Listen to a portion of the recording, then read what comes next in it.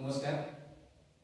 मी Shri S T Dhaneshwar sir, Kavyayog Kavya Sanstha Pune आयोजित महाराष्ट्राचा लाडका कवी या काव्यवाचन स्पर्धेत माझी स्वतःची एक स्वलिखित कविता सादर करतोय. कवितेचं शीर्षक आहे बाप आभाळाची माया.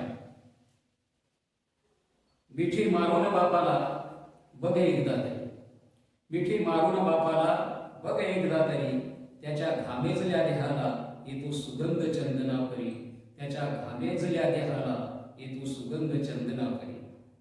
बाप म्हातारावळ, बाप म्हातारावळ शांत संयमी खंबीर, बाप म्हातारावळ शांत संयमी खंबीर, राबवून ऊन पाठीवर, राबवून ऊन पाठीवर, देई सावली थंडगार, देई सावली थंडगार.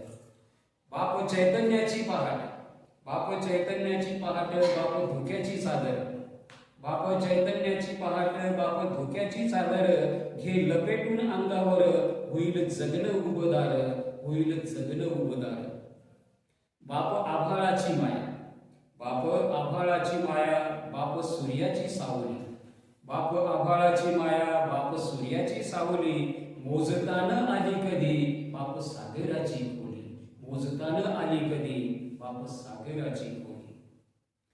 चिमणी पाखरांच्या सुखासाठी, चिमणी पाखरांच्या सुखासाठी बाप राबतो राबतो, चिमणी पाखरांच्या सुखासाठी बाप राबतो राबतो, सुख दुःखाच्या जात्यामध्ये रोज भरडत जातो, रोज भरडत जातो. त्याच्या डोळ्यांच्या सांदीत बघ एकदा तरी, त्याच्या डोळ्यांच्या सांदीत बघ एकदा तरी, वेदनांचा महापूर सदोदित, वेदनांचा महापूर सदोदित, त्याच्या वाहतोरे अंतरी, त्याच्या वाहतोरे अंतरी. जाता अनंताच्या प्रवासाला, जाता अनंताच्या प्रवासाला परतून येणार नाही, जाता अनंताच्या प्रवासाला परतून येणार नाही. पहाडासारखा बाप